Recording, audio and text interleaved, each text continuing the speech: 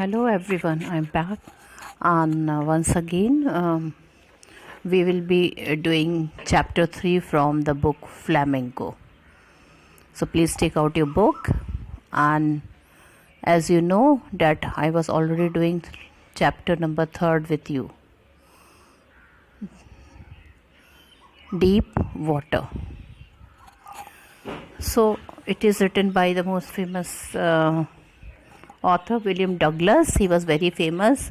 He was a legal advisor and friend to the President of America, and he had given a message that the only way to overcome our fear is that we have to fight from it. He had this lesson. Actually, deep water is a part of his biography. He has written his biography, and I think I told you the name of the biography. It was Men. What was the name which I told you? Yes, it was Of Men and Mountains. So this excerpt is taken from that biography. In this he has explained his fear of water, that how he used to scare from water, and finally what he did to overcome his fear, what he did to overcome it. And this is in this chapter his personal experience is being told by him, and he had given accounts or the steps to take to overcome his fear. And I told you that he was at first, when he was very small, he used to go to the swimming pool. He loved water. At that time he was only 10 years of old, and he decided to learn swimming. Okay, he used to go also, but then one incident happened in his life that he was so much scared. And what was that incident? That one day when he was standing with his father at the shore, at the beach, a big wave overpowered him and he fell down. And from that day he had a fear in his mind. Whenever he used to see waves and water, he used to feel fear. He was having fear from the water and the waves. And the other incident which I told you was a boy of 18 years. When he went to learn swimming, he was sitting alone in the swimming pool, and this boy, he pushed him and teased him by saying him a skinny, and told him that if you want to swim, then swim in that water. At that time he was not able to swim. He was drowning inside the water, and with great difficulty he had saved his life. But that was the moment where this fear became stronger and more stronger. So now I will be telling you the rest of the summary. Then all efforts ended, and he rose up, he tried his best, and what he decided that as soon as his feet will touch the bottom part of the river, that means the tile where the bottom part of the pool was, he would make a jump, and in this way he will swim flat to near the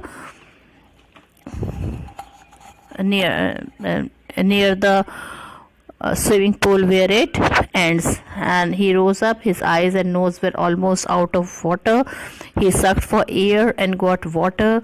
He started going down again for the third time, and finally all efforts ended and he relaxed. A blackness swept over his brain and wiped out terror. Now children, then he don't know what happened. He only started feeling a blackness was sweeping over him. That means in front of his eyes he can see only blank, vacant, black space, which was sweeping over his brain and wiped out his terror. There was no more panic. Panic means he was not at all frightened now. Yes, of course he felt drowsy and wanted to sleep. He was feeling very tired. He wanted to sleep. He gave up all attempts Now he doesn't want to save himself. He gave up all the attempts and he forgot everything. When he came to his senses, and he don't know, that means he fainted. And when he came back to his senses, he found himself lying on his tummy beside the pool, and he was vomiting. The boy who had thrown him in said, I was only fooling. And he heard when the people were asking that why he threw him to the river, he could hear that boy, what he heard, that I was only fooling. Someone said that the kid had nearly died. Someone he heard saying that you have thrown it for fun, but the kid, that means William Douglas, was he had nearly died. Then they took him to the locker room.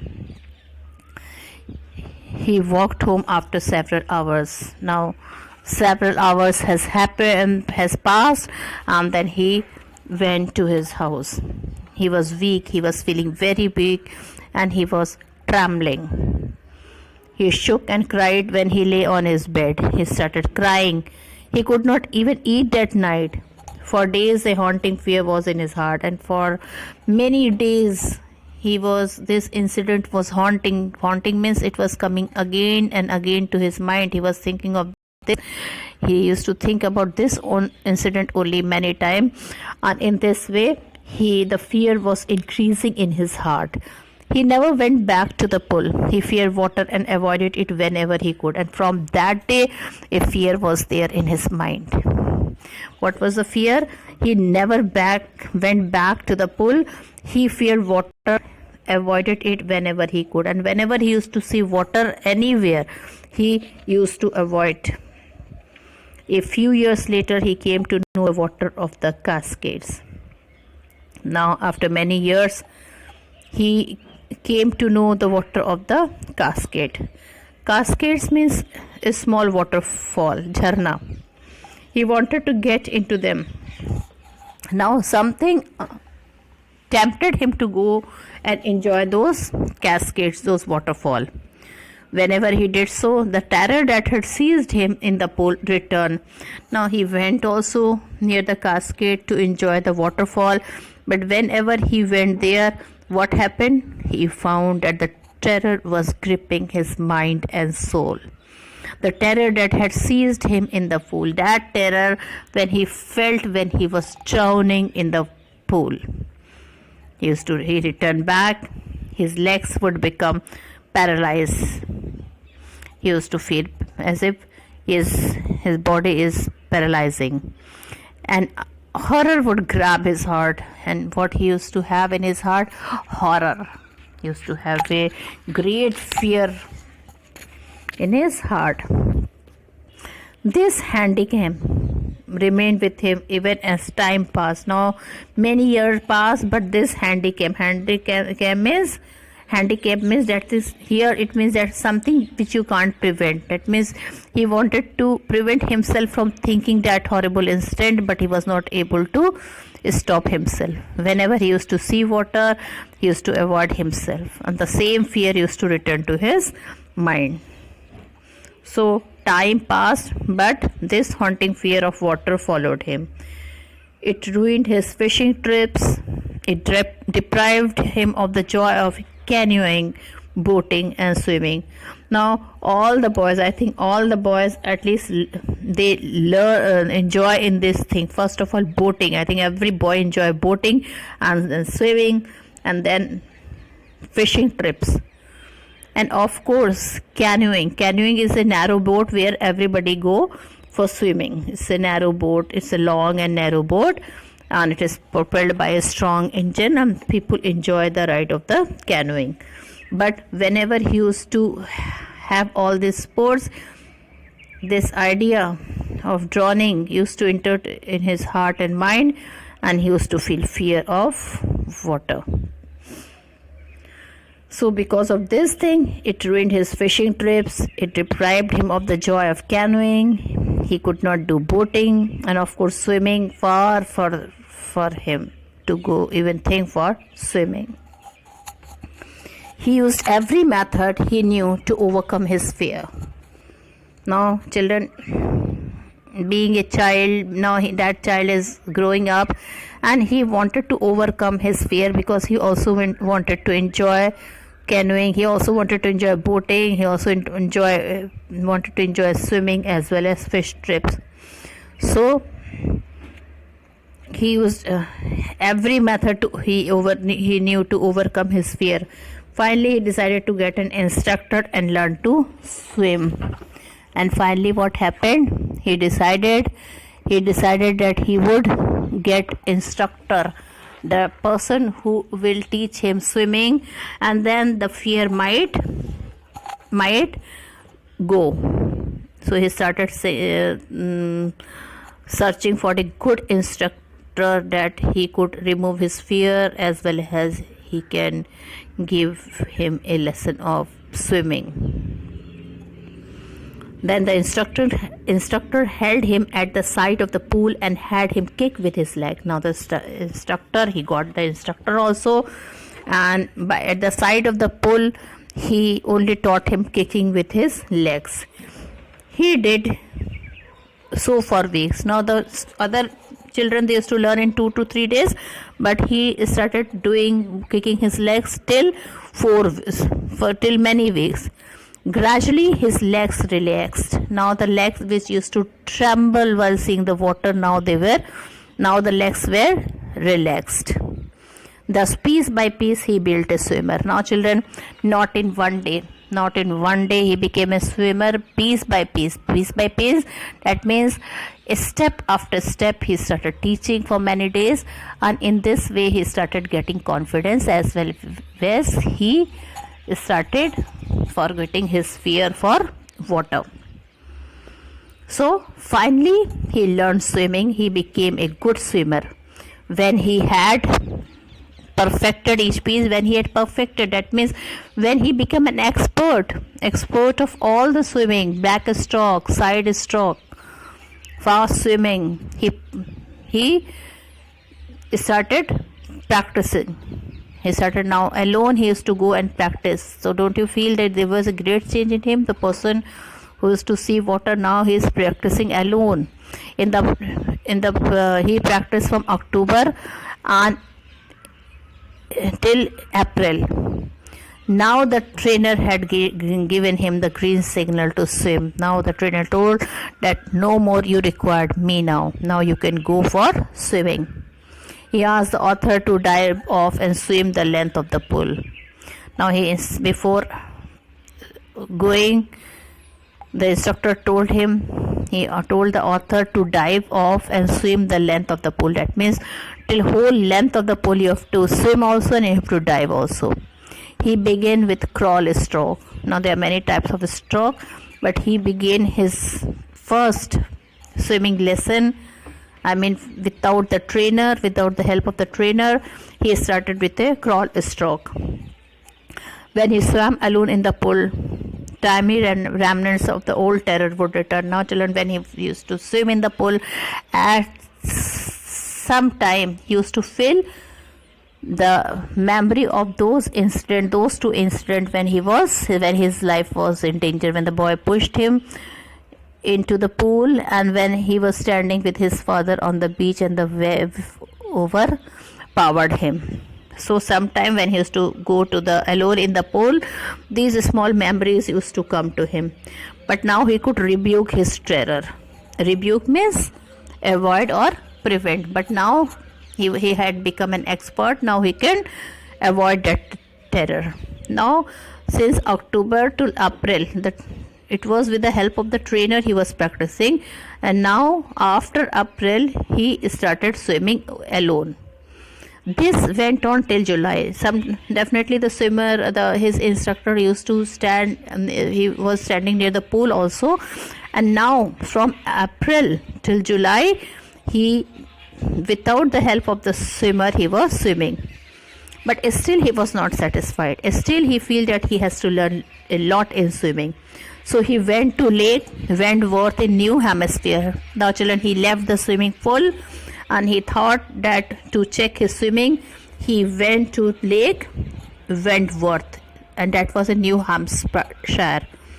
There he dived off a dock at Traeger's Island. And now children, he used to dive off at a dock. Dock is a place where ships are standing, and that was near the Traeger's Island.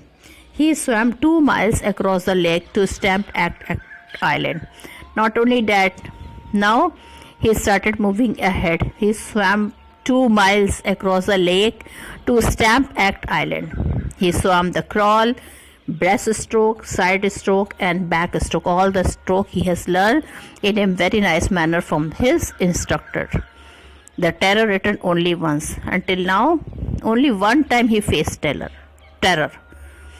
And that incident I will tell you when it took place.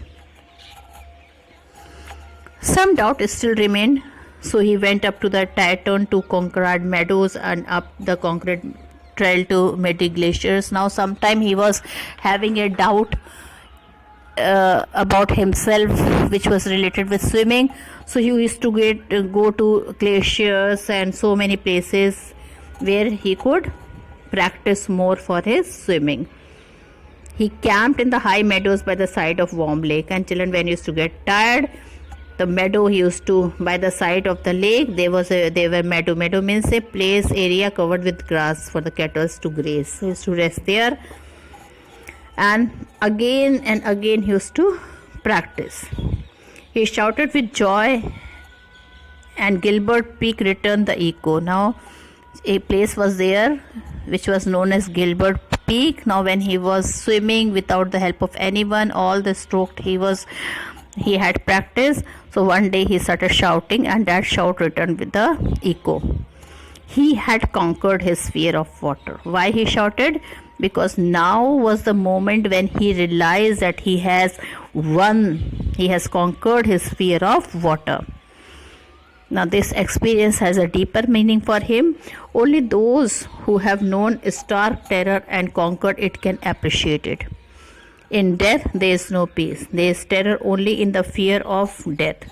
Now children, what Roosevelt want to say, that all we have to fear is fear itself. That means the moment this fear will break, we will forget all the fear which is there inside us, and we can learn anything. Douglas had experienced both the sensation of dying and the terror. Now children, he was a child. He had heard both the sensation when he was almost dead, when that boy pushed him, and the fear when the waves overpowered him. Okay, but the will to live saved him. At last Douglas felt liberated. Now he was liberated, means free. Now he felt free from this fear of water. He was free to walk the trails and climb the peaks and to ignore fear. Now he started dismissing his fear. He gave this message to everybody that all we have to fear is fear itself. And when we will have to fear is fear itself, then we can cross the limitation of the fear, and we can move ahead, and automatically the fear will flit. They will move from your heart. And now a new life was in front of him. Now he can swim for hours without having any fear. So a nice message was given to him, that until unless that fear we will not break, which is inside us, to learn something. If we will break that fear, if we will lose that fear, then only we will be the winner in our life. So I've also finished with the background of the lesson, and in my third video we will be doing the explanation part. Thank you, all of you.